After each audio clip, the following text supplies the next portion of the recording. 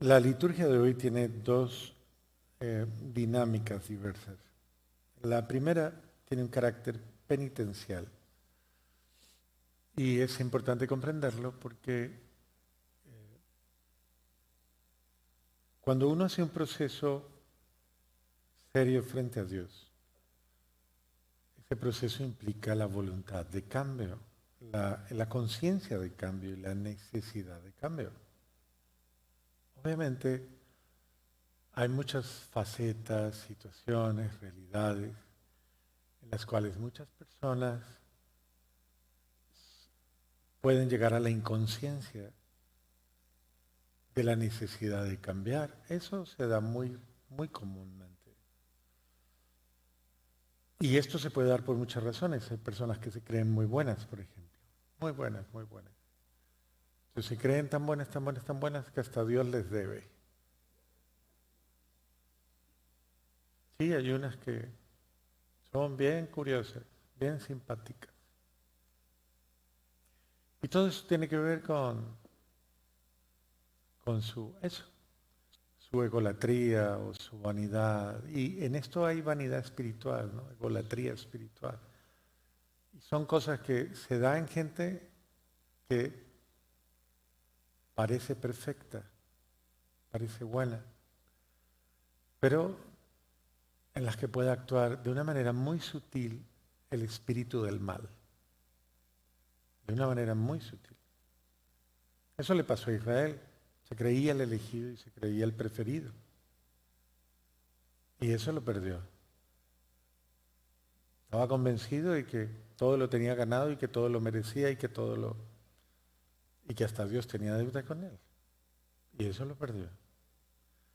Porque uno tiene que tener muchísimo cuidado, porque esa idolatría de la que habla la primera lectura, en su caso del pueblo de Israel fue la idolatría a falsos dioses, pero en el fondo toda idolatría corresponde a una egolatría y a una vanidad, porque cada quien se busca. Cuando la persona se busca a sí misma, busca ese tipo de compensaciones, busca de alguna manera que las cosas funcionen a su favor y a su beneficio. Eso se llama egolatría. Y las personas pueden hacer eso aún con Dios. Y es delicado porque el espíritu del mal es muy sutil. Y esas personas, creyendo ser buenas, están siendo dominadas por la acción del demonio. Y están rindiéndole culto al Satanás porque están sirviéndole precisamente a eso. Entonces, en ese sentido, esas personas pueden caer por la egolatría, pueden caer en actitudes muy malsanas, dice el Evangelio, tan malsanas, que aún estando creyendo, dice, aún creyéndose buenas, pueden ser las enemigas de su propia familia. Y Jesús lo advierte, ¿no? Pueden ser las enemigas del otro, porque, claro, uno se pone a pensar, ¿qué lleva a dos personas que se supone que se amen, a personas que se supone que tienen los mismos ideales, los mismos...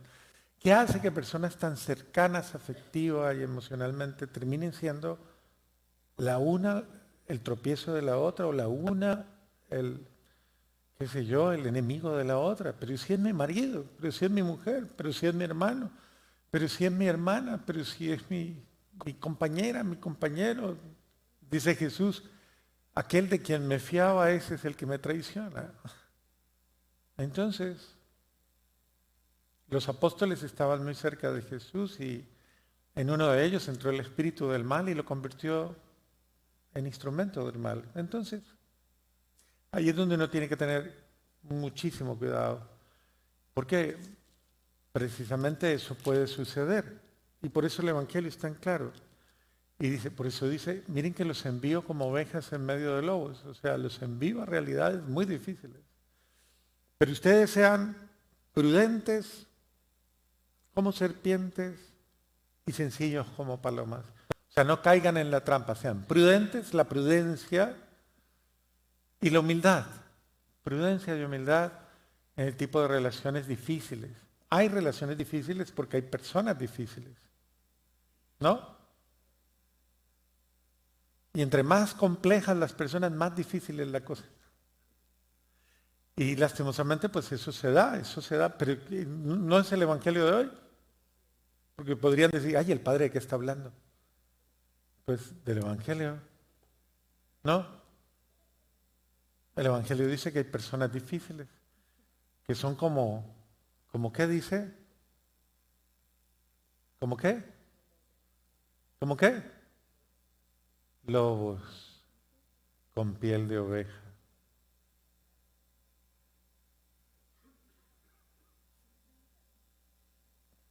Bueno, cuídense de esa gente, porque son tus amigos y después se tornan. Eso dice el Evangelio, ¿no? Sí, aquí dice, cuídense porque los van a llevar a los tribunales, ¿no es lo mismo? Bueno, y eso es una cosa compleja, porque es muy complicado. Entonces, claro, uno debe entender cómo la acción del mal usa para atormentar, ¿no? Atormentar a los demás. Usa a las mismas personas y hasta las más cercanas, ¿no? Lo grave es volverse uno el instrumento del mal y ser atormentador. Wow, ahí es donde uno tiene que tener cuidado. Entonces, dice, pero ustedes no se preocupen, no se preocupen. Ni se preocupen por entrar en peleas con eso, ni se preocupen por entrar en riñas con eso. Cuando llegue el momento, se les va a inspirar lo que tengan que decir. El Espíritu Santo los va a iluminar para sacarlos de ese problemita. Pero el problemita lo van a tener. Pero cuando lo tengan, pídale al Espíritu Santo. Porque no serán ustedes los que hablen, sino el Espíritu del Padre que hablará en ustedes. Pero tengan cuidado porque esto es real. Un hermano entregará a su hermano a la muerte y el padre a sus hijos. Y los hijos se levantarán contra los padres y los matarán. Todos los odiarán a ustedes por mi causa. Pero el que persevere hasta el final se salvará. El que persevere en el bien, amando, no contaminándose con el mal, ¿no? El que persevere preservando la acción de Dios en su vida. Y no cayendo en la trampa del odio, ni de la envidia, ni del desamor, ni de nada de esas cosas. Y estamos en una realidad muy dura de esa naturaleza, que son nuestros propios hermanos, por decirlo de alguna manera, nuestros propios compatriotas muchas veces, nuestros propios, ¿cuántas veces quienes nos oprimen, quienes nos tiranizan, quienes nos maltratan, quienes nos odian, quienes generan situaciones de miseria, quienes nos todo, y además quienes nos quitan la vida o quienes quitan la vida a nuestras familias y a todos. O sea, es la realidad, es hermano contra hermano. Y cuando habla de hermano contra hermano, no solo habla lo está diciendo los hermanos de una misma casa, pero también de una misma familia, de una misma realidad, de una misma comunidad. Y eso es complejo, complicado. Uno se pone a ver, por ejemplo, aquí cuando hay muchas veces todas estas manifestaciones en contra de los inmigrantes indocumentados, y a mí me ha sorprendido muchísimo que una gran mayoría de los que más hacen fuerza a ese tipo de campañas son latinos o descendientes de latinos que ya viven aquí, que bueno, sí, ya se nacionalizaron y todo, pero son los más crueles. Y así sucesivamente. Porque en mi patria hay un dicho que dice, es que no hay cuña que más apriete que la del mismo palo. ¿Y será que usted la cuña en su casa que aprieta más? Yo no sé, bueno, no sé de qué clase sea la cosa. Pero qué doloroso ser uno el que atormente a los hermanos. Entonces no, tengamos mucho cuidado cuando le estamos haciendo daño a la familia. Yo le estoy produciendo daño a mi familia. Qué bueno sería preguntarnos humildemente, preguntarle al otro, esposo, ¿te estoy haciendo daño? Porque puede que aquí haya esposos oprimidos, ¿o no?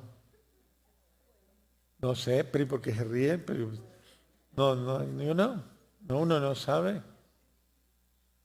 Ah, uno no sabe. De pronto, mujeres oprimidas, no sé. No hay ni una, pero usted vive sola o acompañada. Ah, bueno, sola. Bueno, nadie la va a oprimir bien. Bendito sea Dios.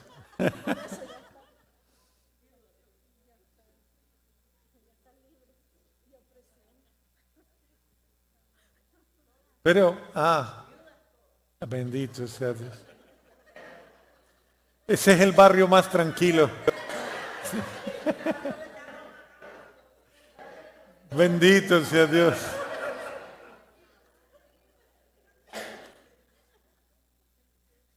Muy bien. Entonces,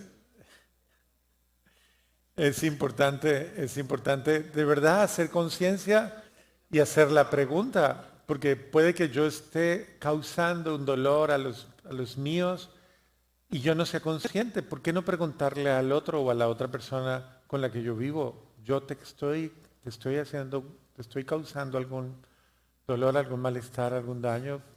Yo quiero humildemente, porque ese es el acto de arrepentimiento que hace la primera lectura. El que es humilde y se arrepiente y hace acopio en el conocimiento de sus faltas y pide perdón, ese decide ya no volver por esos caminos que te alejan de...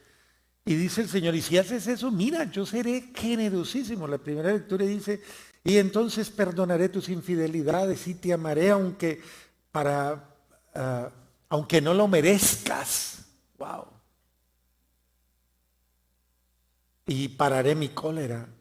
Y así, y vas diciendo una cantidad. Yo te he castigado, pero te voy a restaurar, te voy a reconstruir. Es, pero el Señor quiere ver algo de arrepentimiento en nuestras acciones. O sea, Él quiere ver que somos conscientes y que nos arrepentimos y decimos, yo me equivoqué.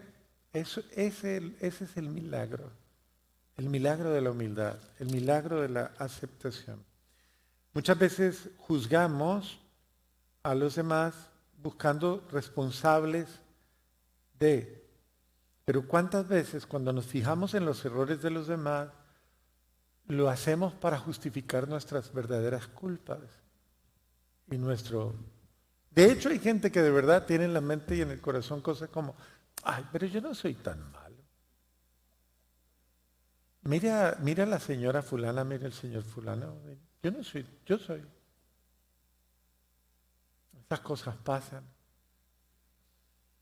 Y lo grave de eso es ese tipo de inconsciencia. Dios no quiere pues que exista, que se den ese tipo de cosas tan horribles, tan dolorosas. Y que si alguien ha cometido errores o pecados o faltas en contra de sus hermanos o en contra de su comunidad, en contra de los que recapacite y se arrepienta. Y si tú te arrepientes, yo te voy a bendecir. Pero si tú no te arrepientes, las consecuencias de tus faltas te van a arruinar, te van a hacer infeliz. Qué bueno que le apostemos al arrepentimiento. Y el arrepentimiento va a traer el florecimiento de nuestras relaciones. ¿Quieres mejores relaciones? Sé más humilde. Y reconoce que tus errores, tus fallas